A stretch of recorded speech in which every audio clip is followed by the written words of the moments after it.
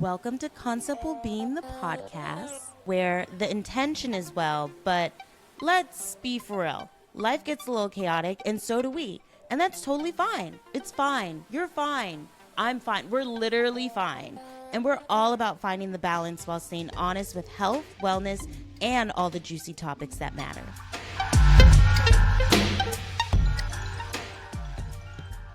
Hi, everyone. Welcome back to Concept of Being the podcast, where the intention is well. My name is Jade. I'll be your host for today's episode. And I'm super excited because today's going to be a very special episode. First, this is the first episode I'm dropping for 2025.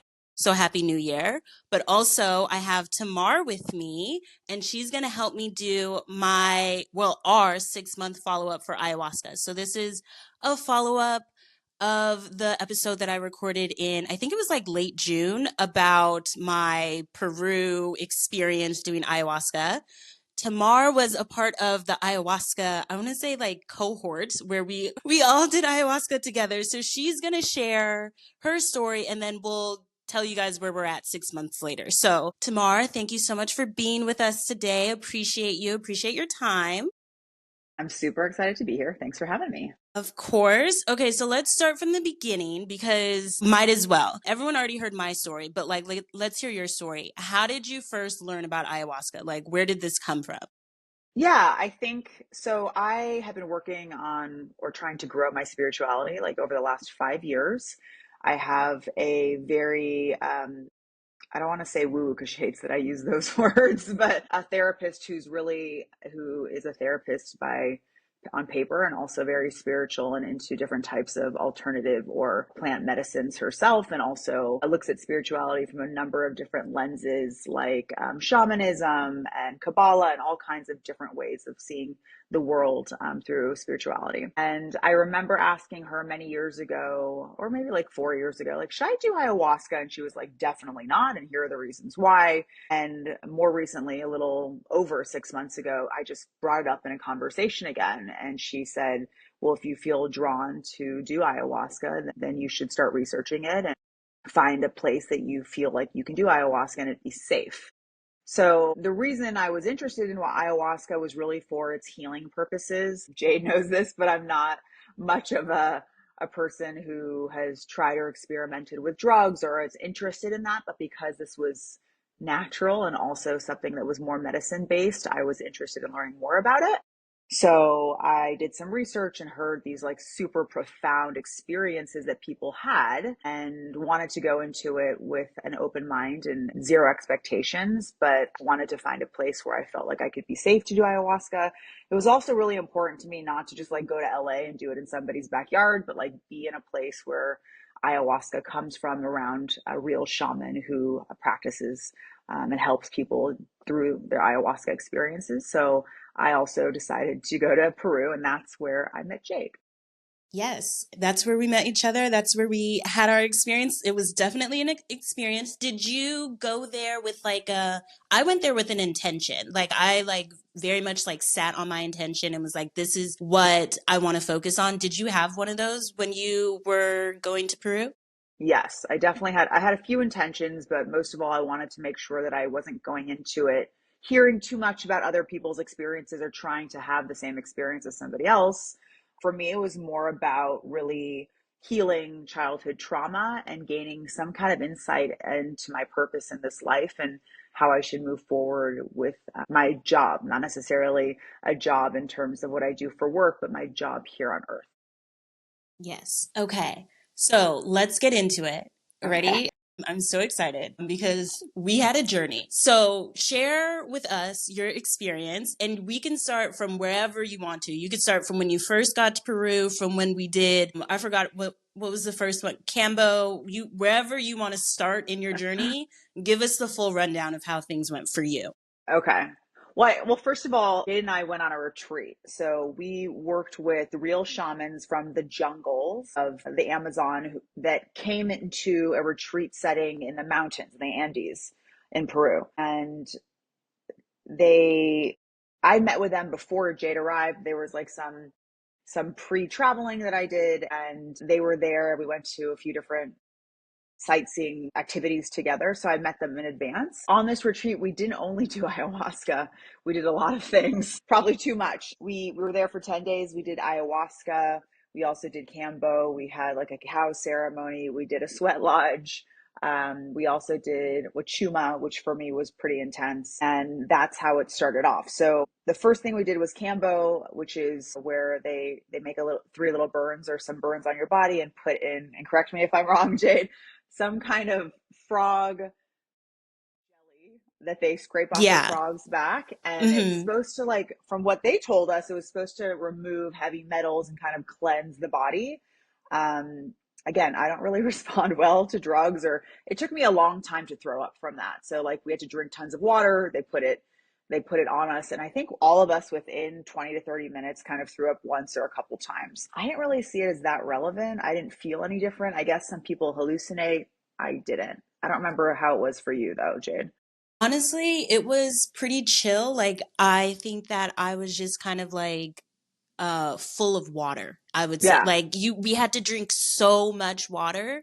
I didn't hallucinate or anything. I think they really, in my opinion, like hyped it up a little bit. Like around the dinner table, they were like, yeah, it's like really intense. To me, it just felt like I drank too much tequila and like got sick the next day or something like that. But it was all of the water that I had to keep in my body. Like, they make you drink, like, I think I had like 4 or 5 hydro flasks of water within like 30 minutes, and they're like, keep going, keep going. So it wasn't bad. It was just like, it was just a lot of water. That's it. Like, I was fine. It Yeah. wasn't terrible. I think the thing that was like the most scary for me was like, what do you mean you're gonna burn 3 holes on my, like, that was like, when I was like, Jade, you really didn't read the brochure, because I feel like you should have known that. But other than that, I was fine. No hallucinating or anything like that. I did feel afterwards like energetic, but I think it was just like a rush of like adrenaline maybe. But they did say like afterwards, like people get like really tired or they'll feel like really energetic. And I was just like,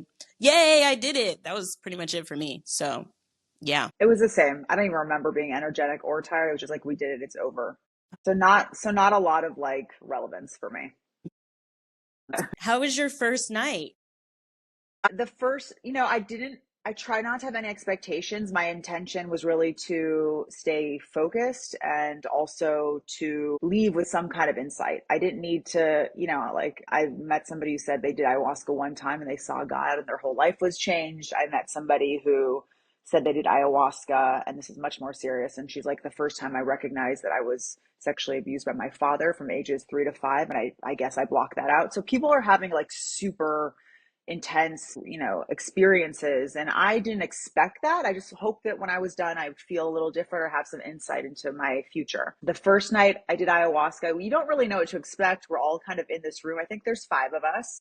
Yeah, I think so. And there was I don't know what we'd call him, the senior shaman, like the father of the woman who was the main shaman. And Hmm. maestro, he was like 90 something years old. And then his daughter, who was our shaman, and her brother, and then some other family members and the facilitators of the program. And so we're all sitting on our little beds, and there's buckets next to us because we're all going to throw up, apparently. That's kind of what they told us. And the first night, remember drinking the ayahuasca in front of the shaman, her blessing me going back to my bed, and like just waiting because it took like 30 minutes to an hour before I felt anything. And primarily, I felt like throwing up, and I just felt sick and nauseous and had like a bad taste in my mouth. And it's just, you're sitting in pitch black and you just start hearing throw up noises. So, like, people are like, Yeah. and it's like not comfortable because we're not used to it. By the end of the first night, and it's like, it's normal, but like, we're like, ew, it's not a pleasant sound. And they're playing music and it's dark and you can't truly see everything that's happening. You see movements of people's bodies. And so, I just remember feeling really nauseous and throwing up a lot. And before I started throwing up, I sat up and I started feeling a little woozy, and I closed my eyes and saw some lines. I was like, okay, my experience is beginning. Tamar, like, be present, take a deep breath, you're safe. And then all of that went away. And I think for the majority of the 3 hours after that, I was just throwing up. And when we say throwing up, we're not eating anything for 6 hours before, and we stopped drinking Yeah. water a few hours before. So I was really just dry heaving, and very minimal liquid had come out. So it was very hard on my body. And that was my first night. Okay. First night. And then the next day we have, I call it like America's Next Top Model, like judges, like we're all sitting there. Like you walk in, I guess it's like a debrief or whatever. I don't remember what they Yeah. called it, but like you would go in one by one, talk to the shamans and stuff like that. How did your like day after go? Yeah, to be honest, I don't even remember it that well, which tells me it wasn't really relevant. I Mm-hmm. think they sat with us and they just kind of gave us information about how we did or what happened the night before. And I was just kind of frustrated. I was like, I didn't hallucinate. Nothing happened to me. I just threw up a lot. And when I'm saying throw up, I'm like dry heaving. And not that it's embarrassing, but like everyone can hear me. Yeah. It's dark and everyone's hearing me just kind of dry heave for hours at a time. And then I just go back in my bed and then I'm like sober. So I wasn't impressed with the experience, but I said, you know what, I'm here for 3 nights. Like, let's see what happens in the next two. And they said every night can be different. It's different for everybody. And so I kind of was like, okay, off, like done with the first, let's get into it. Like that was like kind of a trial run. Yeah. And to be clear, I think not a lot of people do 3 nights of ayahuasca. Like, I don't think that that's normal. I think usually people sit with ayahuasca one time, like within like a retreat setting, and then that's it. So I think to do three was a little different, but yeah, I think that's the same way I felt after night one. Was like, okay, there's still 2 more nights, so that like gave me hope, but I don't know that we needed to do 3 nights. Not a lot of people do that, but okay, so night one, nothing really happened. You threw up, you were just like, it was whatever. Did they sung to you though, right? How did that go for you? The main shaman sung to me and she like took my hands, and as she's singing she's kind of moving my hands around in like, I don't know, an artsy type of design. And she's holding on to my wrists, and I just thought it was really beautiful and relaxing. I didn't feel some magical thing, but like, again, I didn't really know what the process was. Mm-hmm. The facilitators guided us, put me in front of her.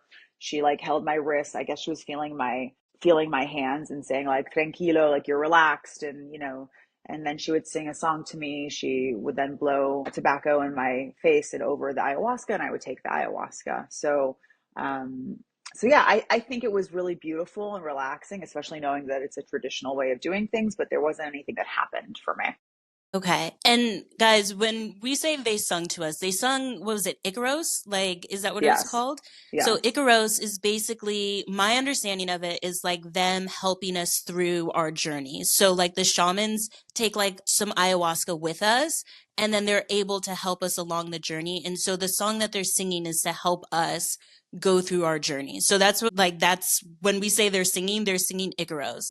So I just want to clarify that if you didn't listen to the first episode, you probably should, because I feel like I maybe went into a little bit more detail. But if you didn't, I just wanted you to know that that was what was happening. So okay, night one is done. Night two popped off for you. So let's hear night two, because So yeah, yeah. like I'm still positive, like whatever, that was our trial night. Now we're diving into it. And so the second night, I get a little bit of ayahuasca, and it's kind of the same thing as the first night. I'm throwing up and I'm not feeling good. And they had said to me, you're doing a great, and after our download, they're like, you're doing a great job. You're releasing, like, just go to the next one. Yeah. Continue basically. So my second night, I had ayahuasca. I'm sitting in my bed. I'm feeling the same, just nauseous and gross, but I'm throwing up or spitting up. And I remember saying to myself, there's poison in your body. There's poison in your body. And like, I wanted it out. Like the taste of ayahuasca for me was like a very thick cough syrup that's not sweet. So it's very syrupy. It's not like you can take a shot. You literally, it drips out. So it's like very unpleasant for me. And so I just kept being like, I have poison in my mouth. I have poison. I want it out. I want it out. And so I'm trying to throw and not throw up, and nothing's coming out because I don't have any liquid in my body. And then one of the facilitators came over to me and he's like, do you want a second cup? I was like, yeah. Like, nothing's happening. I'm like, I'm not hallucinating. Like, I feel like I have poison in me. I want it out. I want it out. And he's like, okay. So then he comes back to me and he gives me a full cup of ayahuasca, which it was like 4 times as much. It was tons compared to what I was taking before, or the time before that we did ayahuasca. And I just downed it. And Did you I keep it remember, down? yeah, I Oh, downed it. okay. It was disgusting. I Mm-hmm. sat at the edge of the bed and I was closed my eyes, and I just close my eyes. I'm like lightly hallucinating, like there's a little bit of color, then it's like flashing like super fast. Like just the day before it was kind of colors waving around, and now it's like everything's intensified by a ton, and I'm just flashing and seeing a lot of stuff. I remember a flash of like, I want to say like me in a cave, or like almost like a Native American setting, me and one other person like sitting on the ground using like tools from made from rocks, and then that went away. And then I don't remember much after that except that I was in major pain. And I can't even tell you what hurt. I can just remember the facilitator coming next to the bed and saying my name. And then all I could hear was like, pss, pss, pss, like he was talking to me, but I wasn't hearing anything. And I just remember tossing and turning, being like, no, I don't feel good. Please leave me alone. I'm tired. I feel bad. I'm tired. And I remember him sitting there trying to communicate with me and me not hearing anything but my name. And then just feeling horrible. And I don't remember what's happening. I'm throwing up so hard, or dry heaving so hard that my fist is like slamming into the floor as I'm trying to get out of my body whatever is in there. But again, I haven't eaten anything or drank anything in hours, so nothing is coming out. But the dry heaving is like very intense. And I know from the people that were in the room that approached me the next day, were like, are you okay? Like, what the hell happened yesterday? And so, and I'll ask you what you remember, but I remember that. And then the facilitator talking to me. And then the next thing I know, and it felt like it lasted a long time, but the next thing I know, I'm asleep and everyone's gone. So I had fallen asleep in the room and woken up at 6 o'clock in the morning, which we were allowed to do. And then the next day, I just felt horrible because all I remember is like massive amounts of throwing up. My body wasn't in pain, but felt used almost.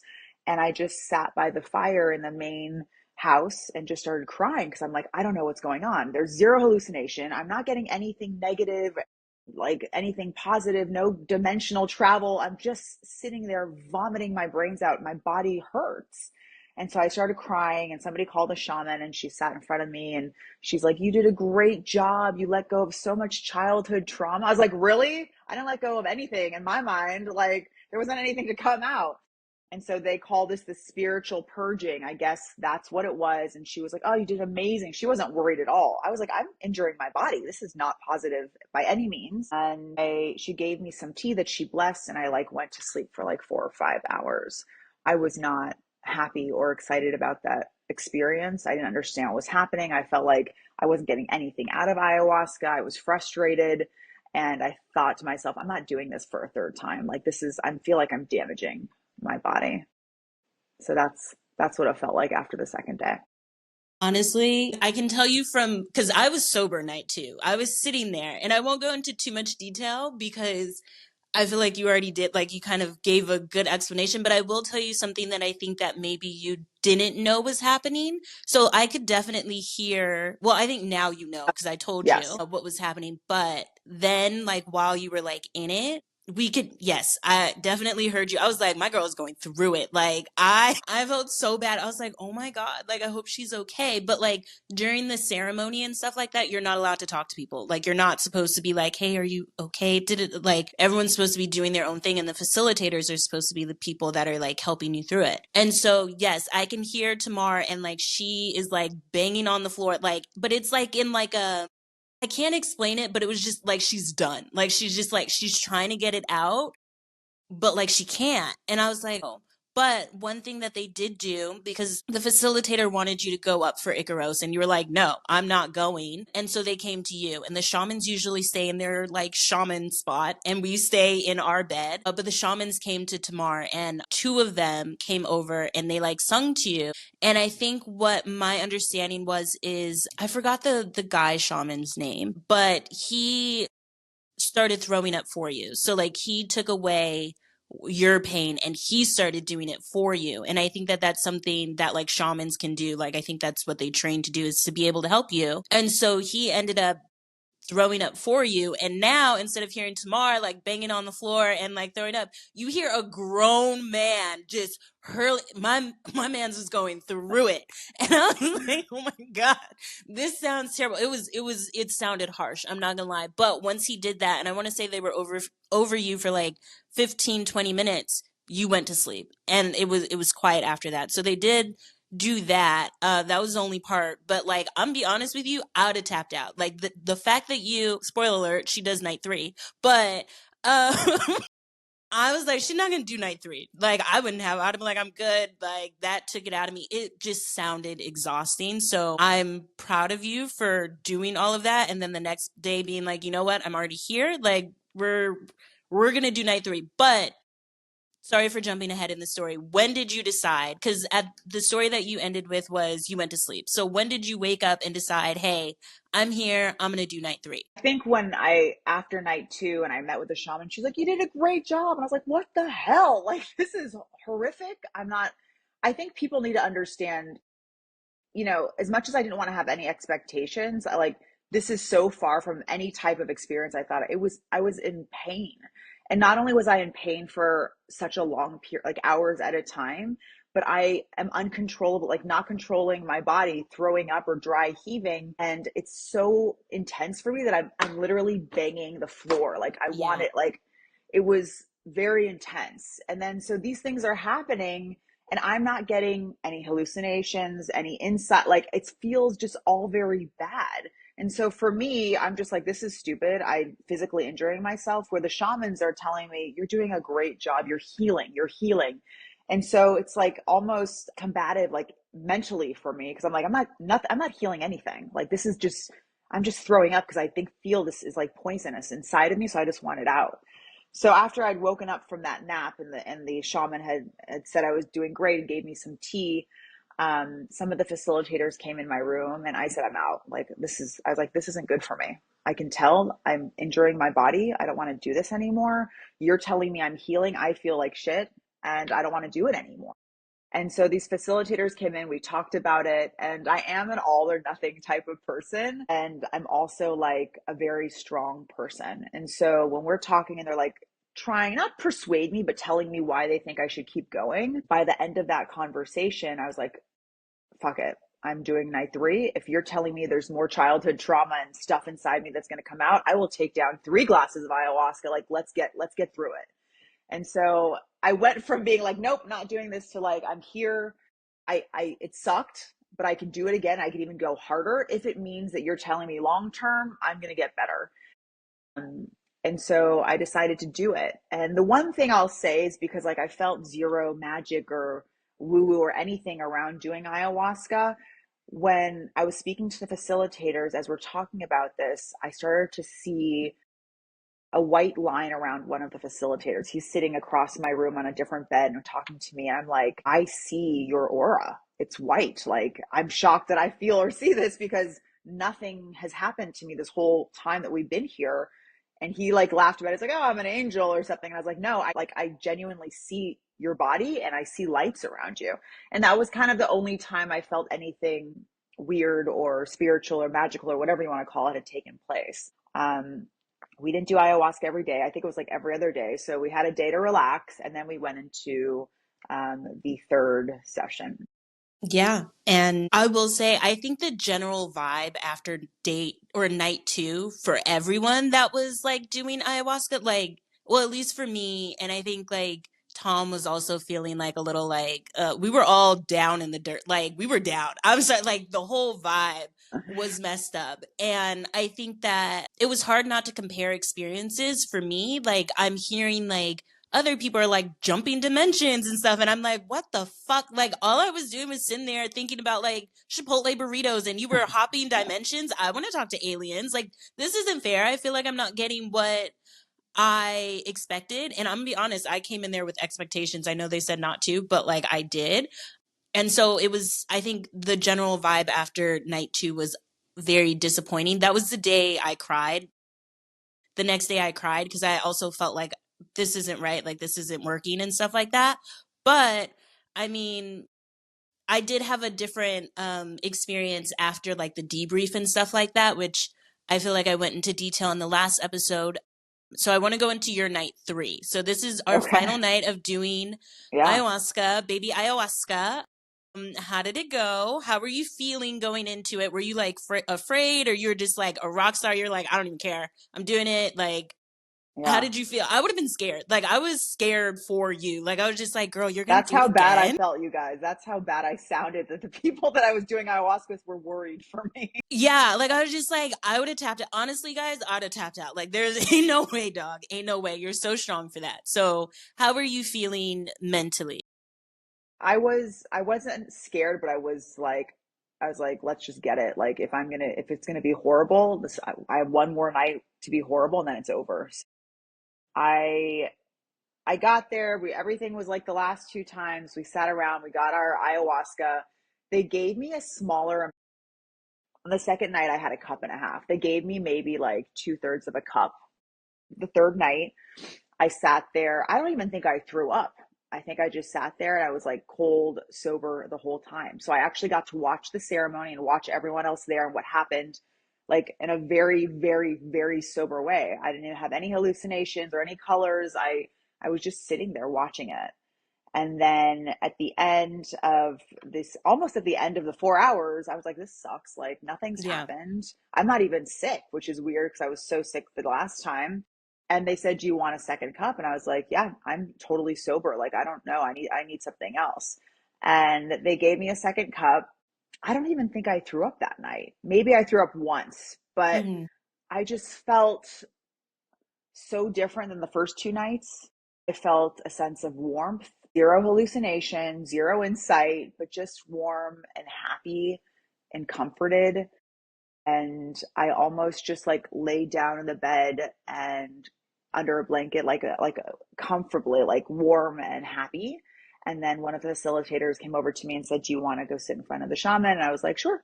So I went up and I like was like, whoa, like almost a little like a light high in a good way, a little woozy, but not, but like I was like smiling and like not sick. And I sat in front of him and he touched my hand. He said, tranquilo, like, I'm relaxed. I was like, yeah, I'm feeling really good. And he sang a song to me and held my hands and blew the smoke onto me. And then I sat in front of him and it was just very calm. And the main shaman was like sleeping right next to him. This is her brother. And so he was talking to me and then the translator was going back and forth between us. And he was like, he asked me, Tamar, do you have a partner in your life? And I said, no, I don't have a partner. And he's like, don't worry, you'll find them. And then all of a sudden, his sister, who was like sleeping, she like pops up. She's like, the problem is that not that Tamar's not gonna find one, but she's gonna have so many options, and she's gonna have to pick one. And then she like fell back Period. asleep. It was just very. She said, I have And one so message and then I gotta go. there's the message I got. It was just funny because she like popped up, said it was translated, popped back down, went back to sleep, and I was like high in a positive way. And so I was laughing with the translator. I was like, hey, like, I was like, ask him what my guy looks like. Like, I was like being funny and she was laughing with me. And I was like, guapo, like just being silly and laughing. And it was a very comforting, warm experience, unlike the last two nights. I basically went back to my bed. I closed my eyes and saw very light colors. And eventually the high went away and it was over. And I walked back to the house and went to my bed. So that was my third night. And the third night was a positive experience. Again, no hallucinating, no insight, no anything, but I did feel good. Hey. Also, I forgot to tell you guys, they speak Spanish. That's why, like, Yeah, there's a the shaman translator. speaks Spanish. And so that's why we had a translator and all that stuff. Okay, so that was night 3. How did you feel about like the debrief and stuff like that? Like, how did that go the next day? I just felt like they weren't that valuable.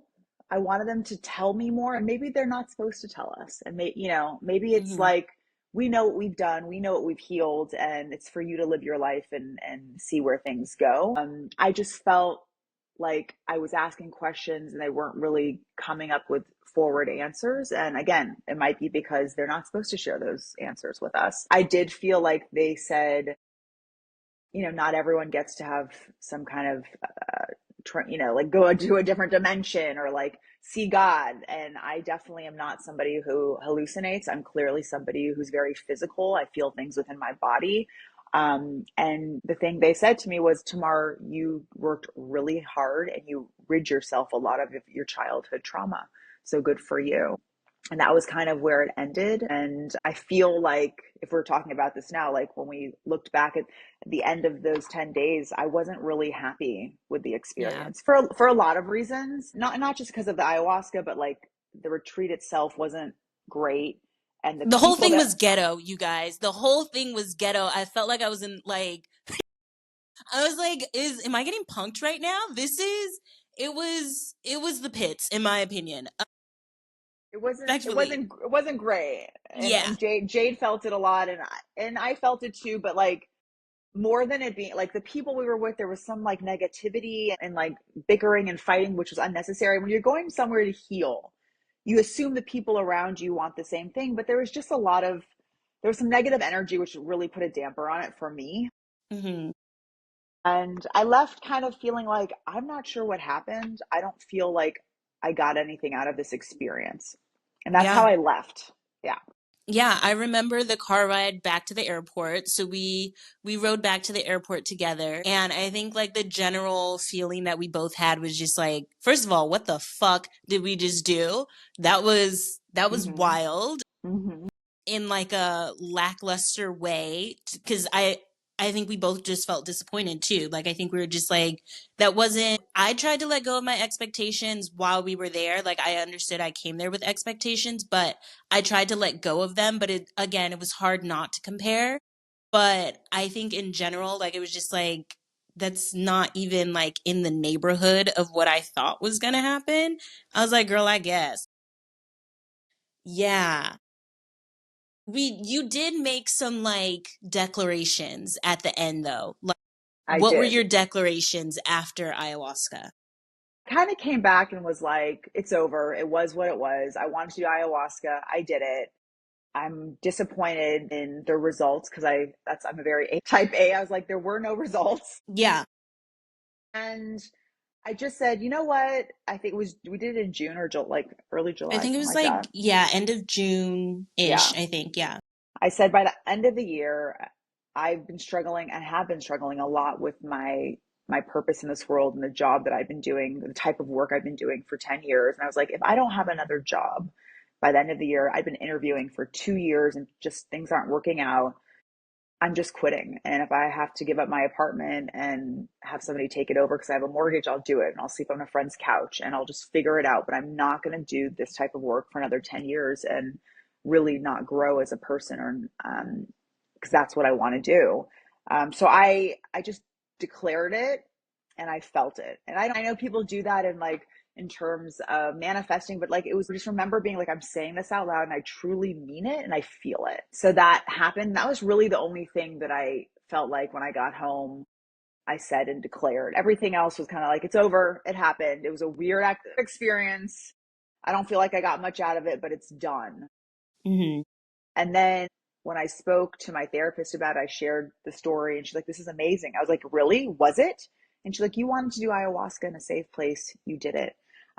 You were told you were healing your childhood trauma. That's something that you've told me you wanted to do. They told you were going to meet somebody. And I was like, oh yeah, I forgot that even happened. Yeah, a So positive. there was like all these positive things. She just looked at it from a different view. And maybe I was coming to it with such a negative view and holding on to that there were positive things that came out of it, but not having expectations did lead to a lot of expectations. And I kind of was just like, it happened and I'm done. So it's 6 months later. Where are things at with you right now? Do you feel like your childhood trauma is gone? Did they like take it away? Like where are things at with your declarations? How's Yeah. life? I feel like people said Mother Aya gives you what you're supposed to get. And it was just like a eye rolling whatever experience. I think that Mother Aya smacked me in the face a few times. I think that for me, ayahuasca showed through months later and it continues to show through. And as my therapist said to me, once you do ayahuasca, there's no going back. So I guess I was unintentionally hoping for some kind of insight or vision or something that was be a clear sign to me that I'm moving in the right direction. I didn't get any of those things, but I did feel a sense of calmness and also almost more joy. Like I caught myself in the car driving and just kind of singing something to the like a song on the radio, and I just had a feeling like, oh, this is how I felt when I was 16. Like kind of youthful and free and happy. And I recognized that, like I realized that was happening. I was like, oh, this is interesting that I'm feeling this kind of like freedom that I haven't been feeling stuck in a job and in a life that maybe is a little more routine than I'd like. So I'll give that up. I also quit my job and took a job in something completely different under a friend who'd left the company I was with. We were both miserable. And then we started this new company and I was like, whatever, I'll give it a shot. And if it doesn't work out, I'll get another job, which is not how I usually think. I'm very structured.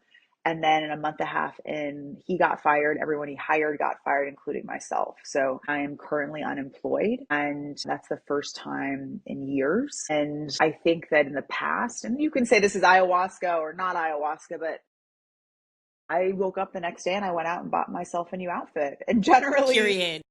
when somebody gets fired, or when I was always coming from a place of fear and scarcity and lack in life, even though I have a beautiful life and enough money, I just always came from that place. And so for me to not know where my next paycheck would be coming from, or have a job and wake up the next day having slept well and not be in a place of fear, a huge was huge for me. I was completely different from who I was or have been in the past. And I think I'm supposed to be here. Like I think I'm supposed to be in a place where I'm not working and where I'm not doing something anymore that I don't want to do. I'm only going to do things moving forward that I want to do, and not living from a place of fear anymore when it comes to money, which is, I think, something that is an influence from my family and from society. And so I've been unemployed now for a month and a half, which is definitely not where I thought I would be, but I've had a beautiful month and a half, feeling more joy and happiness with friends, and being at the holidays, like being at events and things where I'm having more fun. I think I just really lacked fun. I was so focused on hating my job that I forgot that I've in the past and also in life have had a lot of joy and wasn't really living that way for the last couple of years. And so I was just like, it's the end of the year. There's no way I'm going to get a job in the next month or 2 months, lucky by the end of January if I do. And I'm not going to search. Like, I'm lucky enough that I have some savings and I just need a break. So I would just sit outside at a cafe and drink coffee by myself and just feel really grateful and happy, which is something I didn't expect. And weirdly, and we haven't really talked about this, Jade, things started coming to me. Like a friend of mine said there was an opening at her company, and I interviewed and they said, I don't think it's a good fit. You'll be getting paid this much money. And it was like less than half that I made at my last job. I was like, I don't think it's a good fit either, but thanks for interviewing me. Yeah. And I told her about it and she was like, that's not right. I don't think that's the salary. They called me back a couple weeks later and he's like, hey, Tamar, I'm sorry. I misunderstood. They hadn't done, they hadn't gone through the amount of money they had for this role. I made a mistake basically. And he's like, listen, you're great. And we want to hire great people. So we're going to make a place for you. We're going to create a job for you at this company. And I was like, Hell yeah. I've had to fight and interview and do presentations and work so hard to get ahead in the industry and job that I didn't even want, just so I can feel like stable or security around my finances. And here I was unemployed, not even looking, and this came to me. And something else really weirdly came to me as well. I had this girl on LinkedIn, which I turned off my LinkedIn. I was like, I'm not going back to tech ever again. I'm not doing this anymore. But I turned it on because I was like, I'm unemployed. I'm just going to have it open. Some girl reached out to me like, hi, I work for a woman who's an entrepreneur coach and she does A, B, C, and D. And like, are you interested? It says you're looking for a new job on LinkedIn. I was like, yeah, why not? I'm unemployed. She's a coach. She's going to charge me a shitload of money, but I can't hurt to like learn. So I met with her for an hour and basically explained who I am, where I'm at in my life, wanting to learn how to work for myself and make my own money and be accountable to myself versus helping a big company make money and not helping anyone else. And we had this call and she talked about what she did, and she used to be in tech and she was helping people who wanted to get out of corporate jobs understand what's available for them in terms of entrepreneurship, especially women. And so I said, this sounds amazing, but I am unemployed and I can't pay you thousands of dollars for coaching. And she's like, well, this is how I work. I talk to 100 people a year I don't charge them any money. If 8 to 10 of those people buy some of the products at the end of the program that I offer, I will have made enough money for the year. So I said, you're going to coach me for free and I don't have to buy anything, but if I choose to, that's how you get paid. And she's like, yeah, I got out of HR and tech to like really help people.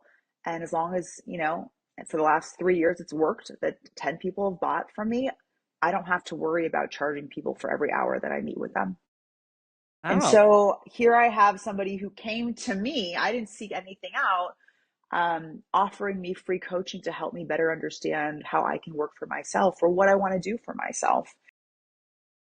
So I don't take, I like want to chalk up these little marks of these things that are happening to me as I become more calm, as I feel happier about life, as I have more gratitude for where I am, even as an unemployed person with no job prospects today. And whether that's from ayahuasca or not, these are the results that are of things that are happening since you and I were in Peru together. Well, I didn't know all of those things. So thank you for sharing that. That's amazing. And I think me and you have talked about like ayahuasca having like this long lasting impact, and it's still, in my opinion, dragging me by my hair. But I won't go too deep into mine, but it makes me happy to know that like things are working out. In my opinion, Mother Ayahuasca gave tough love to us, in my opinion. Like it was very much like, okay, you want these things, I'm going to give it to you, but it's not going to be in a sweet, loving way. Okay. We're not Tom. Okay. So you're not going to leave and fall in love and meet the love of your life and then want to, live with that girl, whatever. Some people did have really great stories. Me and Tamar had, A couple slaps in the face. yeah, a couple. Yeah. But it makes me happy that things are working out for you. I'll give my 6 month update and then we'll share our moments and then we can wrap things up. But I'll give you guys just like a little update on what happened to me afterwards because it has been 6 months and Mother Ayahuasca has really, yeah, dog walked me. So let's see what hasn't happened. No, I'm joking. But I moved back from the Bay Area, which I did want to do. I got into a car accident. I got like super sick. All of these things were happening. I ended up losing my job as well. And it's been honestly eye opening because I think that these are all things that I kind of like wanted. I wanted to move back from the Bay Area and stuff like that. My goal has always been to like travel and live outside of America and stuff like that. And I honestly think that the job that I was doing probably wasn't going to be the job that was going to let me go. And so the universe, in my opinion, was like, okay, well, you have to let that go. And so Tamar has been a great role model on, you know what? Vibes. Keep the vibes right. So I'm definitely keeping the vibes right. And I think that for me, it's been really important to learn to trust things. I think that for the last 6 months, I have experienced things kicking and screaming, like, and being dragged by my hair. And it's like, girl, this is for the betterment of you. You don't understand it right now, but the big picture is very much this is for you. It's not happening to you. And so now that I'm able to look back and be like, I kind of got the things that I wanted, not in the way that I wanted them, but like they're happening for me. I'm obviously grateful. It's a little scary and I'm trying not to like let that fear pop in, but like my plan is to leave America in February. I like worked on my business and everything. Concept Wellbeing is now an LLC, y'all. And like I'm working on like contracting, like consulting work and stuff like that to like be able to support me outside of America. But I think that Mother Ayahuasca was very, for me, tough. Like it was, and I didn't know that your therapist was like, once you do ayahuasca, there's no going back. Like, first of all, I don't know. I'm going to be honest with you, and maybe this will be the last question that I have. I don't know that I would do this again without someone like paying me because the way that I got my shit rocked has been absurd. Question: would you do it again? Knowing everything, going through everything, would you do this again? I would say yes. Okay. I think that, I think you said you hit on a few things. One, trust. Think where I'm at now is like I'm just really trusting that things don't happen to me, they happen for me. And so that's a place that I've never been able to been in because I had lived from such a place of fear. So I feel like whether it's the experiences or whatever medicine Mother Aya gave to me, that I'm in a much better place to really feel that. And that's something I've worked on in therapy for many years, and it's just been really something that's gone up and down. And two, you said we have to believe this is happening for us and not just to us. You've been slapped across the face a few times. Girl, I didn't know I was gonna have to fight for my life, but here we are.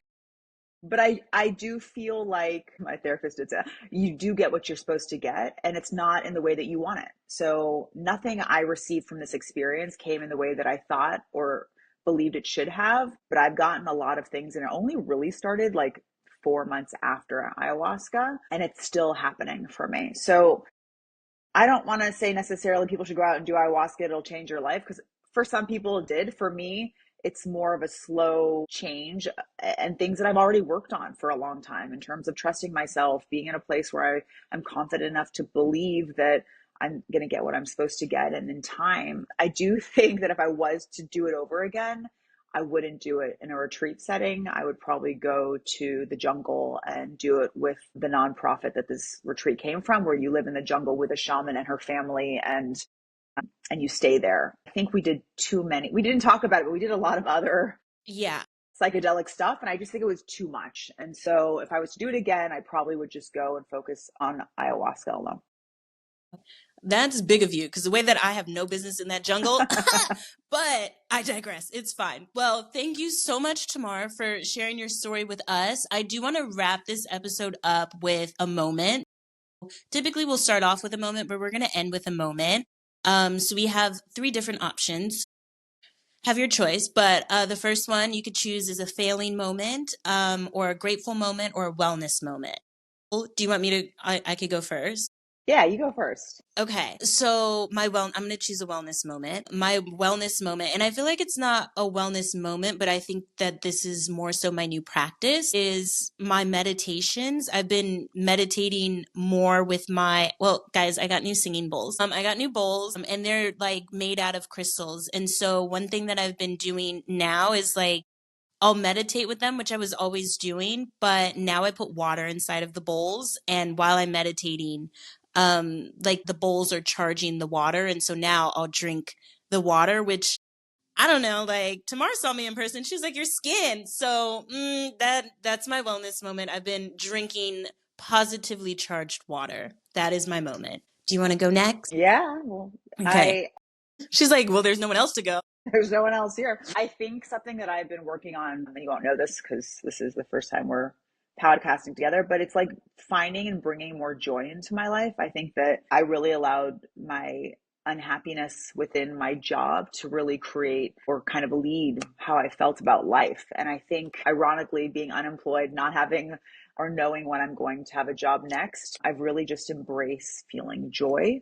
And that can be walking my dog by the water and just watching the sunset, or just sitting, like I said, by myself and having a coffee. Like, I'm just finding joy in things that are very simple. And I think that leads to gratitude and happiness, and even just the change in how you feel about the day. And so I'm really happy that I've allowed myself to have those moments, again, coming from a place of fear and lack, where I always need to feel a security around money. And I don't have that right now, and I'm doing okay. So just really grateful for that change, wherever or whoever gave that to me. I'm really grateful that we had this experience together, and I appreciate you sharing your experience with the listeners. With that being said, we'll go ahead and wrap things up. So thank you all for listening. We hope that you have a good day or a good night, and we hope that you're well. Bye.